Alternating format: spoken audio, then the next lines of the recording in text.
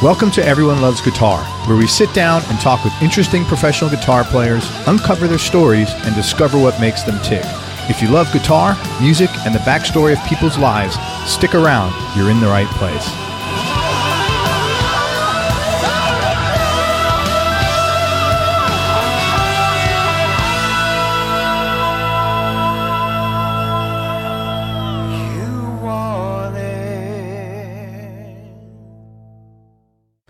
Hi, this is Craig. Just want to let you know you can now advertise here on Everyone Loves Guitar podcast. For more information, go to everyonelovesguitar.com/advertise. That's everyonelovesguitar.com/advertise. Hey, everybody, this is Craig Garber. Welcome to Everyone Loves Guitar. I want to do a real quick message. I just want to say thank you to a listener, Joe Holsworth from Strato Blogster Guitar Blog, who just gave me some information, just a modification on my Facebook account, and I appreciate that. And I also want to thank Paul Pigat for making today's interview possible by introducing me to my guest.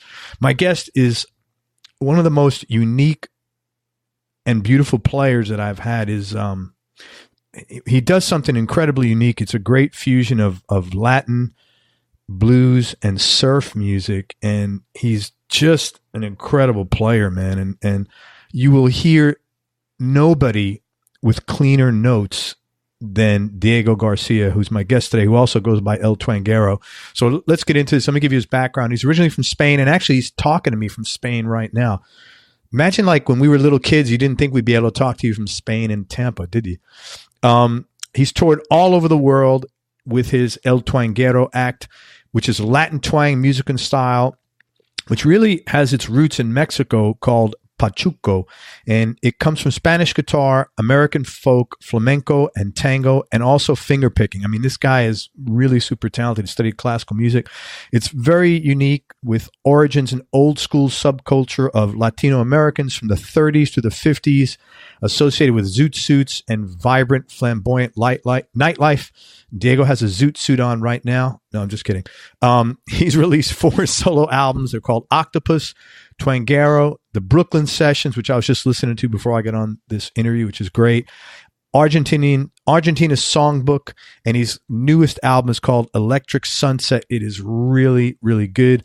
He's won many awards, including a Goya nomination and a Latin Grammy.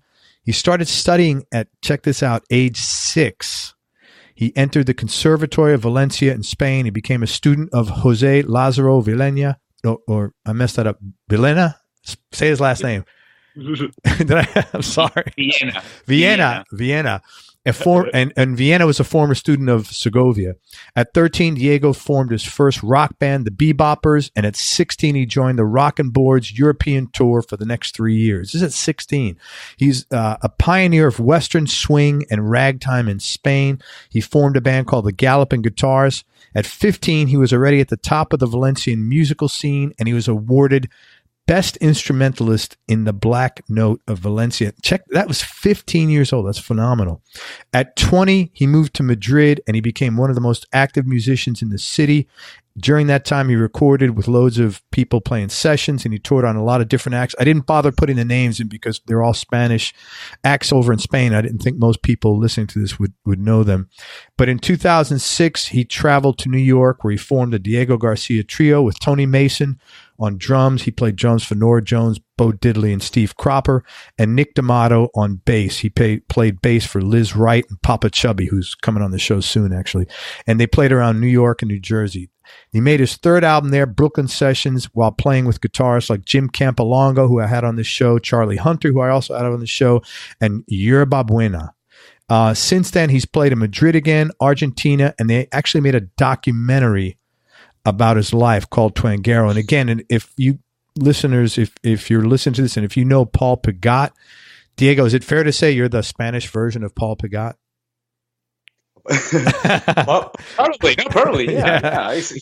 He's my American, Canadian brother, I would say. We have a lot of things in common. I would tell you later the story how we met in Mexico. Cool. All right, man. Well, thank you so much for coming on the show. I've been really looking forward to this. You're a great player. You started studying with some heavy classical players at age 6 in Valencia.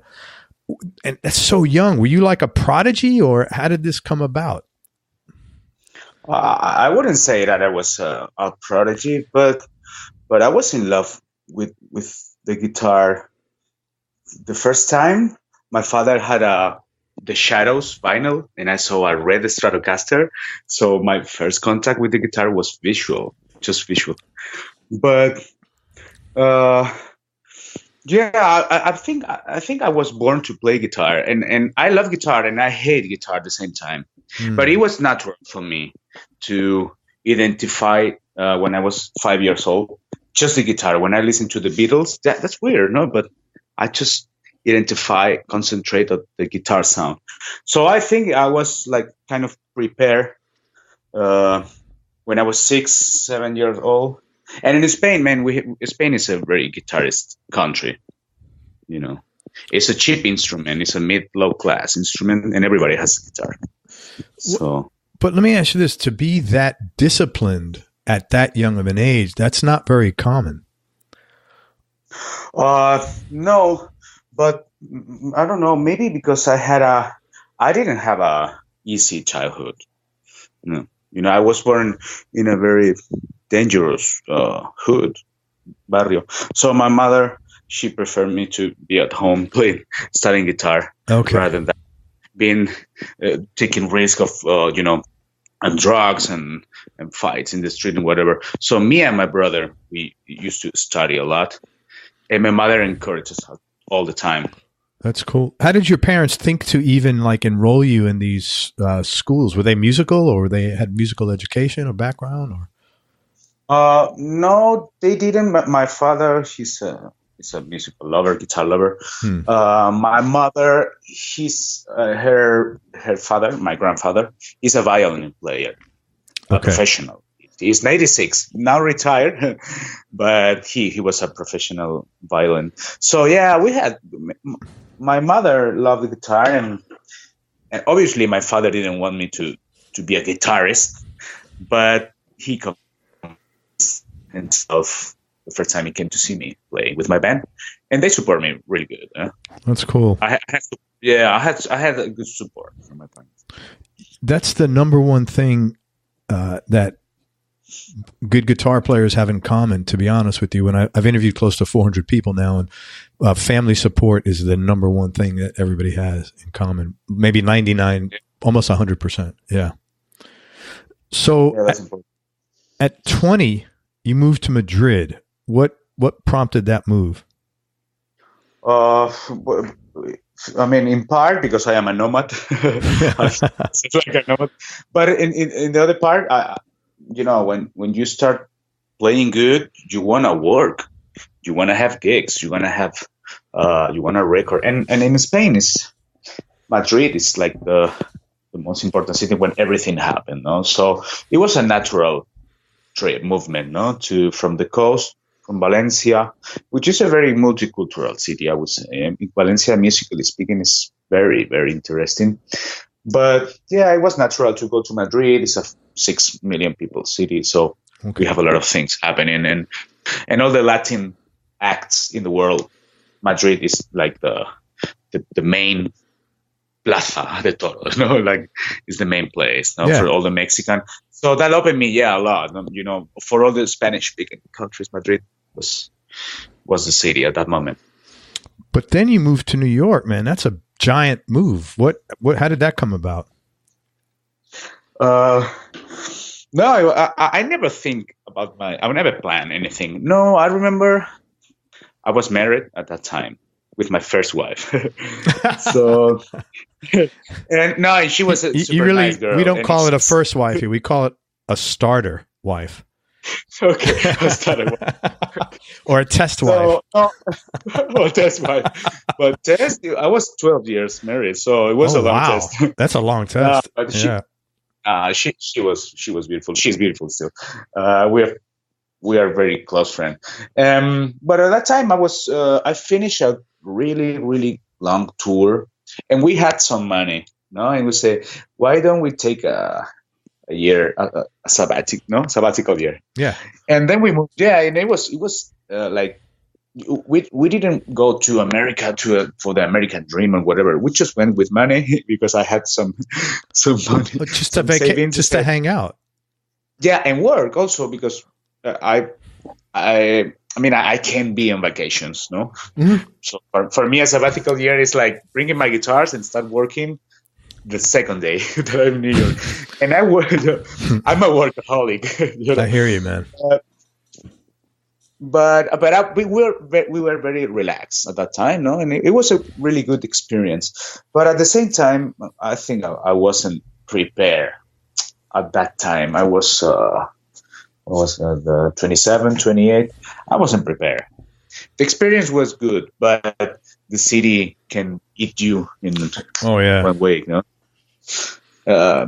But so that's why now I moved to LA at 40. I'm 42. I'm 40. So I was more prepared. No, now I'm more confident.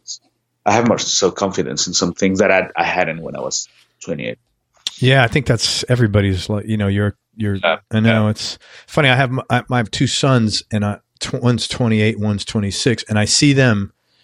My little one talked to me this morning, and he was asking me things, and I was talking to my wife. I said, you know, I wish he had a little more confidence, but that's going to come in time. You know, because after you got to get beat up a little bit, then you sort of get it. You know, unfortunately, there's no way. You know, you just can't buy confidence on the shelf. You know, but you are their parents, so even if they are 27 to 20, it's your kids, no? Yeah, of course. Yeah. It's my kid. No? Absolutely. But yeah, I don't remember, but I think I was pretty adult. 27, 28. Yeah, I was married I was playing guitar by myself. But, life gives you good, bad lessons all the time, no? Yeah. And that's a good thing of aging, no? Yes. Getting older. So. Yeah, I think so. The lessons, man, you have. And now I'm really, I think I'm more prepared to do. I mean, I've been practicing all my life, no? Going to Mexico, going to Buenos Aires. I'm trained. I'm in shape, you know. Oh hell yeah! How did you start getting gigs when you got to the city? When you got to New York? I went to some jam sessions. Where was that place? Jules. It was a French in Lower East Side, and living room where Jim Campilongo used to play. Right. I went to some jam sessions, and I had some contacts before. I had some contacts, some friends playing there, living in New Jersey. It was easy to get. I mean, in 2 months, almost every guy in town knew about you're the Spaniard. Yes, I am. Oh, okay. So, yeah. And I'm assuming you spoke English back then as well, like when you went over there. No. I learned. Holy shit! Yeah, by listening, my English is very bad, but my ear is very good. Yeah. Wow. So that's a place where if you don't know English, it's not a problem.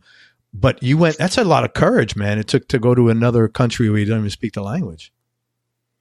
I think that this is my best thing. I'm kind of brave, no? Like, no, okay, seriously, that's like that's courageous. Yeah, well, it's when you go out from your own, you say, comfort zone, no? Yeah, comfort zone. It's pretty interesting to live that feeling, no? To feel that thing, like, oh my God, no, but as you said, I mean, New York, you can just speak Spanish and there's no problem. Everybody's going to understand. Yeah. But for me, it's like knowing a language is knowing more from human being, a different language. No, yeah. So it was funny at the beginning. I went to take some lessons with all Chinese and Turkish people, and it was so weird. Well, guitar lessons? No, just English lessons. You took English lessons from people who didn't speak English? And I went to 2-3 classes, and I left. I said, okay, let's do it in the street, man. Yeah. That's cool, man. I give you credit. That's a lot of balls, man. But then you left after a few years. What made you leave? I had an offer for a very, very South America tour, and I don't remember. We decided to go back. Like we were married at the time, and said, my ex-wife said, "Hey, let's go back to Spain." I said, "Okay, why not?" And I was actually I went back to Spain, but I started a 6 months tour from Mexico to Argentina, and I've been traveling almost all my life, no, and it was a natural movement to come back to Madrid. Well, plus I'm assuming your wife was probably a lot more comfortable. Like if you're gone so much and traveling, she probably she wanted to be close. Yeah, that makes sense. Family. Yeah, and I understood at that time. Sure. What you mentioned that you grew up in the hood. What kind of jobs did your parents have? Well, my father worked in a telephone company, national telephone company, and my mother, she was a mother of 4. So that's oh my god, wow, big family. That's a good job. But she had some part-time. I remember in the 80s. Yeah, man, life was really hard in Spain in the 80s. And she had some part-time. She worked in a library for a while. But we were 4 kids, man. That's a crazy amount of work, man. that's a crazy work. Yeah. Yeah. I think being a mom is honestly one of the toughest jobs around. I've seen my wife. It's like, I couldn't do that. I definitely couldn't do that. Yeah, man. Women, man, we are different, no? They had some powers that we can't imagine. No, for sure, man. Can't imagine. Absolutely. So let me ask you, so you studied classical at a very high level, but when did you and how did you get into the twangy guitar stuff? I think from the beginning, because my father had a collection of Ventures, Shadows, and we used to listen to it a lot when I was a kid, and I play air guitar. Yeah. So yeah, I think when I had my first electric guitar at 11, 12, I was straight to the bridge. Like I wanted to play. I mean that twangy thing, you know, but. Getting into the classical guitar was good because I learned that you need some kind of discipline, and that was the classical thing. You can learn discipline, man. You have to work hard. Yeah, very much. No, it's not just I'm a rock star or just a pose or whatever. Guitar is a very hard thing. So classical was good for me. Do you think the training you had in classical is one of the reasons why your notes, are, I keep saying your playing is clear. I feel like I'm not doing a good job defining it. So when I say Diego's playing is clear, it's just like every note gets a shot, man.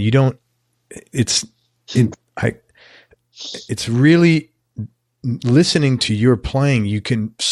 I was able to suddenly realize, wow, this is the clarity of each note. I had not heard that before. I mean, and I'm not taking away from anybody that I've spoken to, but that's your like fucking musical superpower, man. Do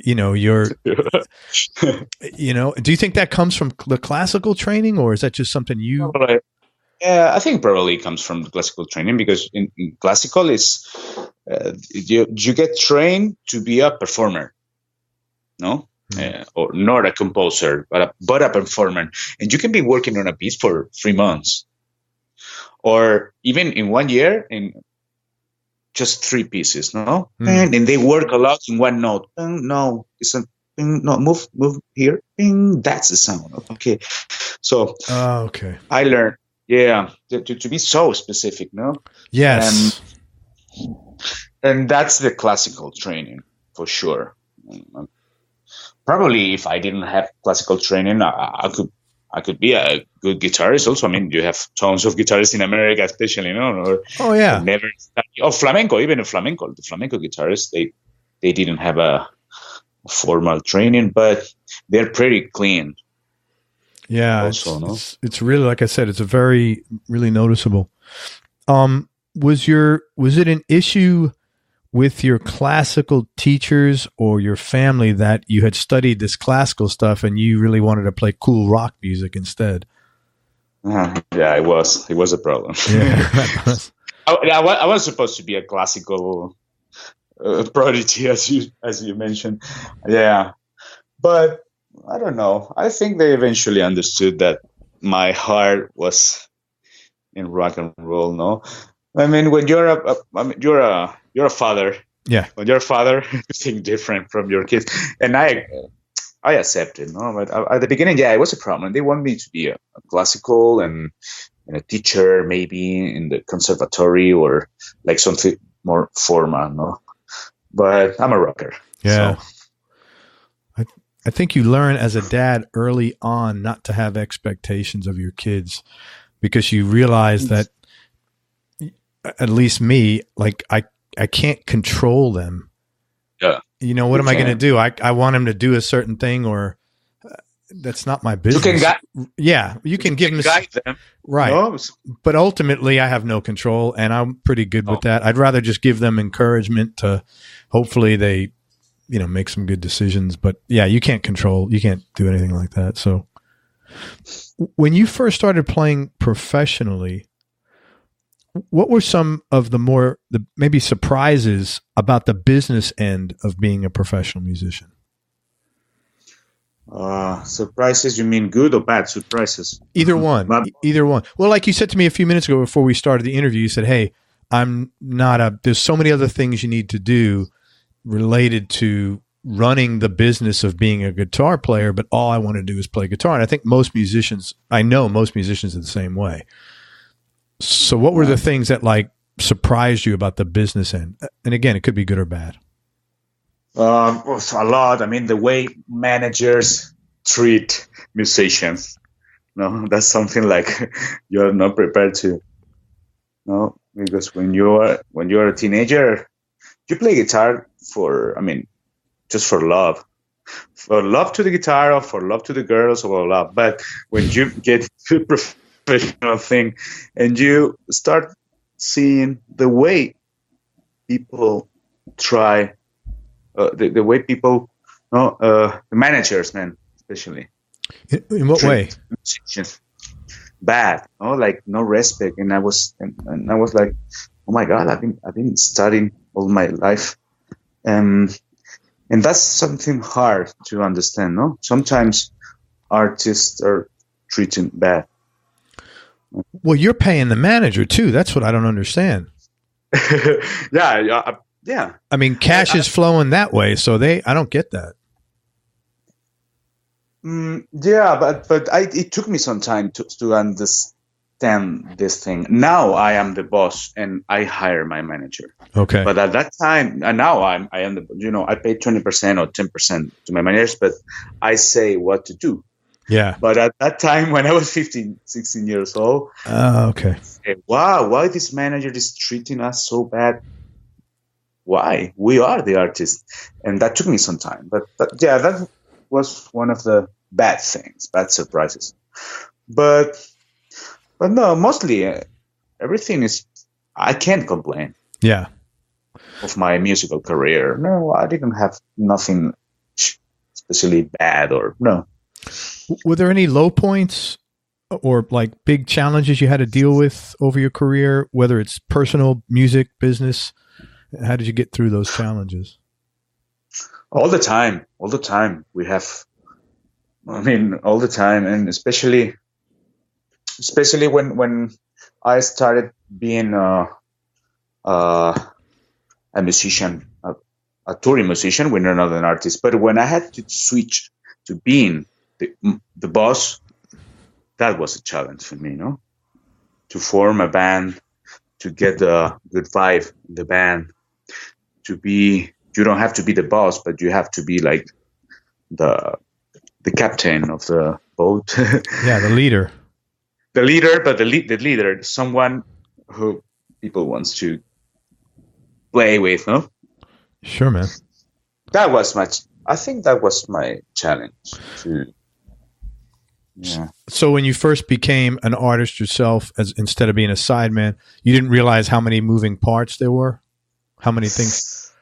No, I knew because I when I was playing with another artist, older, 10 years, 15 years older than me, and famous artist, I was looking and say, "Oh my God, I want to be like this guy." For example, no, I learned from them a lot, so I knew it was hard, and I was kind of prepared. I would say because I started very late with my own project. I was professionally just 124/7 dedicated to my project 5-6 years ago.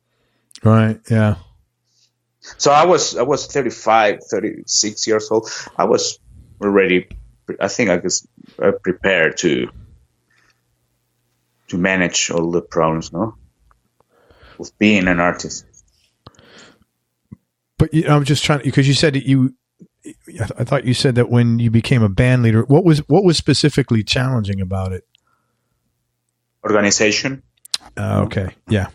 Or yeah, the other things that are not music, because music is easy for us, but yeah, organization and managing, getting people all happy all the time. I mean, your people, no, my drummer, my bass player, no, he has another offer. Oh my God, I need to find another bass player. That kind of things. Yeah, that kind of things. But no, normal things. I mean. So putting the team together is yeah. I think putting it together and keeping the man the team together. And I have a band here in Spain. I have a band in LA. I remember 10 years ago. No, when I started, I had a band in Argentina, another in Spain, and another in Mexico. That was crazy. Yeah, because I couldn't afford to move 3-4 guys from Buenos Aires to Europe. So I had to hire 3 different bands to be playing North America, South America, and Spain. And that was crazy. I think in some way I started to play solo because of that. I said, man, let's do 1-2 years just solo. No, because if I go solo, it's like a vacation for me. Yeah, I can understand that. So when you do solo, what are you playing? Are you playing electric, or is there like a click track, or looper pedals, or what do you got? Just you? No, yeah, it's just me. I started to do some electric and loop things about 15 years ago, but I decided that I should keep it simple, just one guitar, and I think I have a really, really good. I mean, it's not good. I have to say that I have a really good show solo. Been playing a lot for years, and I have a record that I released last year. Just one guitar. I use a pedal like a stomp box, like a kick drum. But no, mainly it's just guitar, more finger style oriented guitar, but also Latin tango and some flamenco also. So, but I think I have a really, really good show, just because playing solo is hard. Oh my God, yeah, it's really hard. And keeping a show like 1 hour and a half, it's hard. But for me, it's more a musical trip, the way I design the show. No, it's like, yeah, we start in Spain, we go to Chicago, and I talk about where we are going, so that keep the people attention, not just guitarists, not just guitar players, but general people. No? Yeah. So you talk a lot, you interact a lot with the audience. I don't talk a lot, but I try to make a concept show. No, like a musical trip, and I talk about when I was in Brazil. It's like kind of instructional show, but not for guitarists. More like an anthropology, like thing. Biographical in nature. Yeah, and like, social. Yeah, and social because for me the music from the streets is where my music comes, or my guitar playing comes. And my solo show, it's called Backroads, and it's it's a trip. It's basically from Chicago to Patagonia, and last station is Spain. It's interesting because you grew up super disciplined. Your music is really when you're doing the Twanguero stuff, your music is really like right in your face. I mean that in a good way. And your character is so laid back. Yeah, well, now I'm tired. We did 6 gigs last week. And, but you're easygoing. You're very easy. Like even last time we first talked to set this up, you're like very easygoing, very happy-go-lucky sort of guy. I am. I'm kind of nervous. Huh? Yeah. Oh, that's okay. Workaholic, and no, but yeah, I've been traveling a lot, man. I've been around, and you put yourself in some situations that you have to be easygoing. Yeah. You know? I mean, I don't have any truth. I want to see the truth in other people's eyes, you know? Yeah. No, I understand it because I'm kind of the same way. When it comes to my work, I'm really very focused, very serious about anything I'm doing, and I don't mess around. But I think people would say I'm easy to deal with outside of that. Like I'm not like intense outside of work, you know? Yeah. So I understand that, but it's interesting when seeing somebody else like that, like I know how demanding and how focused you have had to been. You know, you don't develop this kind of talent and the precision that you play with. It doesn't just magically happen. I know how much was involved in putting that together, and I know how much is ongoing to keep it together, you know? So it's tough. It's tough. Yeah.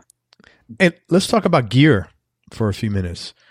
And you got some beautiful like Gibsons and like hollow bodies. What's your number one guitar that you like playing right now, and what other two would round out your top 3? My number one is my Gibson 295. Yeah, I would say that 295. But in Europe, because I don't travel with guitars anymore. I have guitars in Europe and guitars in the US, no? So and in the US I just bought a 64 Stratocaster. Oh wow. Seriously, that's my number one now. Oh my god. Yeah. What is a 295? The 295 it's the gold top Gibson with Bixby hollow body, same size like 175. Scotty Moore, remember Scotty Moore? Yes. That Gibson, that rockabilly. Okay. P90s. Right. So that's the guitar you're playing on when you go to your website, the video with you and the girl. Yeah. Dude, that is a badass guitar. It sounds great. And I don't use pedals. I don't have no effect, but just a little bit of reverb from my Princeton. And I keep it simple because I travel a lot. So in a moment I realized that, I don't want to carry 3 pedals, a volume pedal, just by me to play in Colombia. And next gig we are playing in Morocco. No, man. If I'm touring the world all the year, I want to keep it simple, just one guitar. And now I travel without guitars because I have a Gibson endorsement. So when if I go to London, I can ask them for a 295, and I'm free now, man. I'm 42 years old. Good for you. What year is that 295 you have? No, this is an 80s. It's an 80s. It's just not very, very, very old, but it's a really good guitar. Beautiful guitar, man. I love that guitar sound, man. When I saw that video, I was like, holy shit. Okay, so then you got your 64 Strat. What color? What kind? It's Olympic white. With a maple or rosewood? It's Olympic white, all original. Wow, man, it was the guitar of my dreams. Really? And I'm not a really, really Stratocaster guy, but I'm working on some new sounds with the Whammy bar. I'm trying to emulate like steel guitar sound. No, I'm playing more really twangy sound. It's interesting. Now I'm into the Stratocaster. I don't know. I'm switching all the time. I think it's not the guitar. It's just your soul and your brain. No. What's interesting, though, how much of a twang you get out of Gibsons. That's what's unusual, because most people that are playing twang are playing telly, they're playing strat. You're, but you're playing. I've seen you play a lot of Gibsons, and it's like I've always thought that. I'm like, how the hell is he? How do you get that? Is there something like that you're unique that you're doing when you're playing a Gibson to get a twang? Like, what pickup do you play on? And I can do twang even in a Spanish guitar, whatever guitar you give me. I'm sure. Yeah, I don't know. It's not the pick. I pick a very heavy. I play a very heavy pick. Like 2 millimeters. I don't know how. Oh wow, but it's like a stone. That's like a stone. Super thick. Holy crap. Yeah, and I use 12s, 56. Holy shit. Yeah. Wow. Are you a big guy? Are you tall? I'm not very, very tall, but normal. Let's say 1 meter 80, 6 feet would be in American. Wow, that's a 2 millimeter pick and 12s. Holy shit! You have to be in shape. You have to be in shape to play with a. But it's more a position in the right hand. I mean, the right hand is the secret of the guitar, of flamenco, and finger style, of bossa nova or tango or country, it's the right hand. So I think I developed the sound, and I can play it in every guitar in the world. I think, yeah. When you play twang, do you play with your fingers close? Because a lot of people who play with that, their fingers they keep their hand close to the bridge, way back. Is that what you do, or does it not matter for you? Yeah. No. It's pretty close to the bridge, but I can do twanging with my nails. Actually, in flamenco, there is a technique called alzapúa. It gets made with the thumb, and it's a kind of twangy sound in flamenco. Wow. Yeah, and and your fingernails are freaking huge, man. I'm noticing that. I have acrylic. I put like the acrylic nails. Oh, you do? Okay, yeah. Yeah, because if you play 4 gigs a week now that I'm playing, you can keep your natural nails, especially playing steel string. Interesting.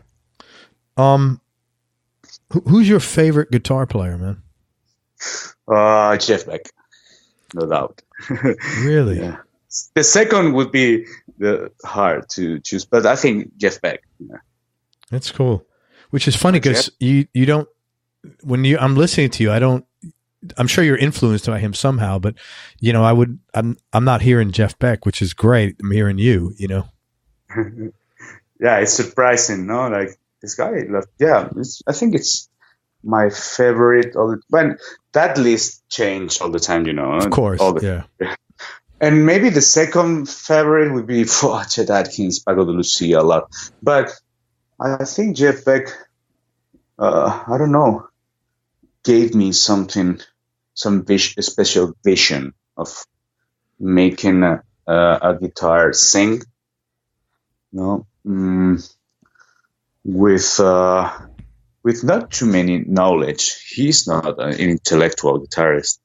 He's all emotion, no? Yeah, very much. What he does is so unique and so difficult. I mean, it's so, it's Jeff Beck. He uses the guitar in a different way that every guitarist in the world. Yeah. No? I love Jeff Beck. I had the chance to meet him in Buenos Aires and talk to him for 10 minutes, no? And he was a very interesting guy. That's cool, man. You've talked about emotions a bunch of times. How does playing guitar make you feel? Free sometimes. Yeah, free. Or live in the present. No, that's for me. It's a way to do what they call in California mindfulness. No? Yeah. Just thinking for me, I don't meditate, but for me it's like meditation. No, when you play guitar. Yes, I totally agree with you. Because you have to be present, man. You can't think about what you did 10 minutes ago. You can't think about what you're doing in 5 minutes. You can't think about, you got a meeting next week or some asshole, banged into your car this morning. Yeah. You got to be right there. Yeah, man. It's the present. And I feel this way when I'm playing music, like being in the present. I like when you said, as they say in California. That's funny. Because that is kind of like you don't hear that as much in other places. Like you'd never hear in New York City, we're going to be mindful. I don't think. that's a very Californian thing. Eh? Yeah. Hey man, Desert Island Discs. Do you know what I mean by that? Yeah. What would be your top 3 just for now? Because I know that changes all the time. Now, I would pick a classic, Elvis Presley, the number 1 hits. Wow, that would be great. Jeff Beck, Blood by Blood. Yeah. Great album. Now that we're close to, I don't know, some flamenco thing, Paco de Lucia or Andres Segovia, maybe one classical, one electric, and Elvis is the king. I love to listen to singers. Huh? Inspired me a lot, even more than guitarists. Really? Yeah, because it's phrasing, and being a good instrumentalist is not having technique; is to have your emotions connected with the instrument, and you can learn that from vocalists. Mm-hmm. I love listening to the way good singers communicate. You can learn a lot from that, and and try to do it with the guitar. Try to sing. That's what I try. Really. Man, I love what you just said. Being a good instrumentalist is not about technique. It's about connecting emotions. That's really good, man. I like that.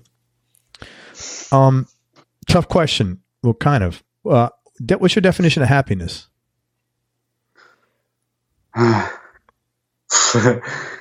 depending. Happiness. It's a Sunday morning with my girlfriend, cooking a paella and listening to Django Reinhardt. And then if I have a guitar pretty close to play while I'm cooking the rice, that's happiness. I don't know. I'm very easy guy, Yeah, you Simple are. Thing. Yeah, you are easy guy. Another tough question. What do you like most about yourself? I don't know. I'm a constant guy. What do you mean by that? Constant. I mean, I'm very focused. I work hard, and I'm passionate with the things that I really love.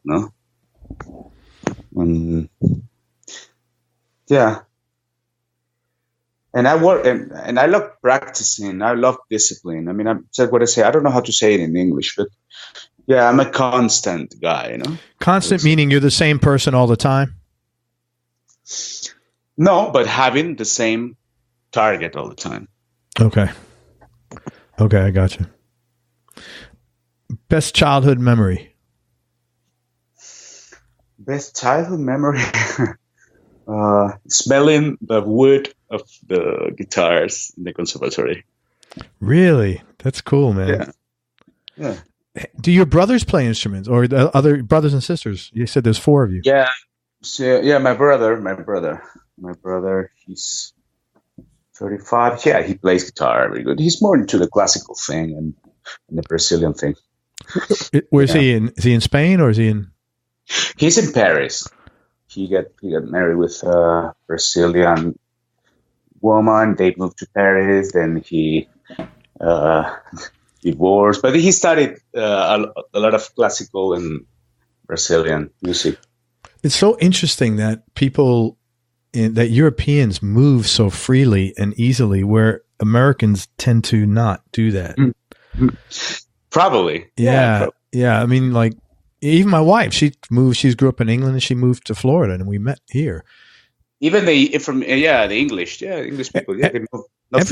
Everybody. It's like, I think because, like, there's so many. So, like, if I move from Florida to Maryland or to New York, nothing really changed. I mean, the climate, but the people are reasonably. It's a country. Yeah. So I mean, maybe some slight differences, but whereas if I move from, Spain to Germany, it's dramatically different, and I think that's, I give you guys credit because that's, it seems like Europeans are much freer to do that. And I think that's a good thing. I think you assimilate, because everybody that I've talked to says that one of the best ways to keep your mind open is by traveling. Yeah, that's true. Yeah. Well, we conquer the West, Europeans. No? Yeah. Like we went to America to conquer. No, we've been, and we have 50% of nomads blood in Yeah. Here, especially in all the Mediterranean area. We are kind of gypsies, and we're kind of Tuaregs, the people from the Sahara, people that are constantly traveling. I think you may have about 95. Yeah. You may have 95%. Oh, 98. Hey, what was your favorite food in New York while you were living there? That place that we mentioned of the regular, it was Katz, no? Katz's Delicatessen. So let me describe that to the listeners. Katz's Delicatessen is a Jewish deli down in the Lower East Side. It's one of the few old school delis that are still there, and it's like you go in and you get a corned beef sandwich. It's like $18 or $20, but it's like, this is the giant sandwich you'll ever eat. You can't eat the whole thing. I mean, you can maybe, but you have to be a hell of an eater. So yeah, Katz's Deli. They don't have any place like that in Spain, I don't think, do they?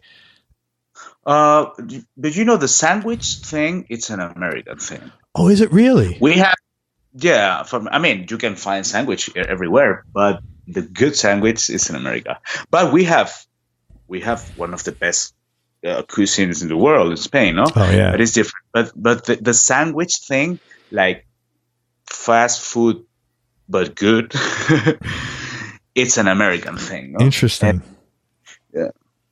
And the Jewish, they cook the meat very well also. Yeah, it's a great deli down there. Man. Yeah. Hey, who's had the biggest influence on you musically and then personally? I don't know. We have influence, from my parents, but the first teacher is very important. You have to, if you have a kid who wants to study something, you have to find someone, because the first connections are forever, no? Yeah. Yeah, I had my first teacher was really good, but I couldn't say that I have one person that was my big. I think a lot of people in my life has been a big influence, no? But at the same time, I could say that I kind of made myself. Good. Yeah, that's a fair answer, man. What's most important thing your dad taught you? Honesty. Yeah. Are your parents still around? Sorry? Are your parents still around? Are they still alive? Yeah. They're in Valencia. That's great. And how about your mom? What's the most important thing she taught you? My mother. My mother, more, we would say, empathy. Something that I really didn't like when I was a child. No. Yeah. But but that's something interesting. My mother, she's very empathic with everybody. She listens to everybody's problems and that kind of thing. And when I was a kid, I hate that. Like, say, Mom, like, stop. But it's a good quality. Yeah, it is. It is. That's great, man. Do you have any hobbies outside of music? I cook. I love cooking. Yeah, I love cooking, and I used to have a lot of hobbies more when I was in my 20s, more. But now I think that I more focus on just music. Yeah. And cooking is something beautiful for me as a communication. What do you like to cook? I cook my Spanish thing, my traditional, the thing that my mom and my grandmother. They teach me that. But yeah, I'm more Mediterranean, more into rices and risotto and paella and all the Spanish cuisine. I'm not an international cook, but I love cooking. I love food. It's a good experience. You can learn a lot from a community or from a social or from a country through food. Dude, you're making me hungry, man. Oh yeah, me too. Hey, it's almost time to have a snack. Oh yeah, for you especially. What's the favorite place you traveled? My favorite place. I used to like South America a lot for a while, but I don't know, because I've been traveling a lot. So now I think New York would be the perfect city for a weekend. Yeah, it is. It is a perfect city for a weekend. Yeah.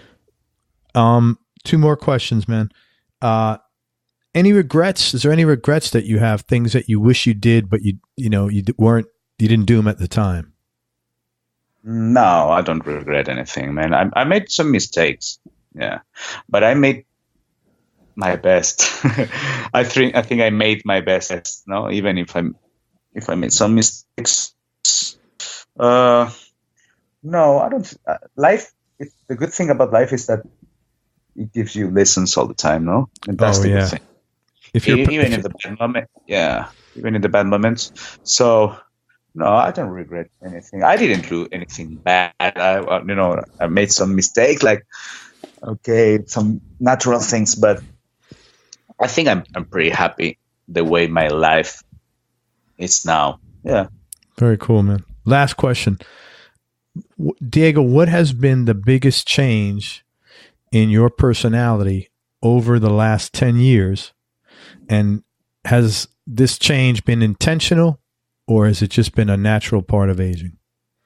The last thing, let me remember. How was I? No, I know more myself, and I know that I'm a human, and I have good things, bad things. I accept it. No, because when you're young, you are brave, and when you're 25. It's like you think you are, the center of the creation. But yeah, but when you come close to the 40s, late 30s, yeah, I think I started being a real adult at 35, 36. That's cool. Yeah, I know. I mean, I was an adult before, but I made a good point that I'm learning even from my good things, but also from my bad things. I know my bad things, and I can detect the bad things. Very cool, man. Listen, man, first of all, I want to thank you for everything, especially for all the great music you make. And let me tell people where they could find you and listen to your music and support you. And thank you, man, because this is really kind of you. Okay, so first of all, it's Diego Garcia. Look up El Twanguero, and I'm going to spell that L-E-L Twanguero, Twanguero. He's living in LA right now, and he is this is early January. This is dropping, and the end of this month he'll start touring California. The new record, or the last record, is called Electric Sunset. Please check it out. It's really good. And you can find him online at twanguero.com. Again, it's Twanguero. And for Instagram and Twitter and Facebook, it's El Twanguero.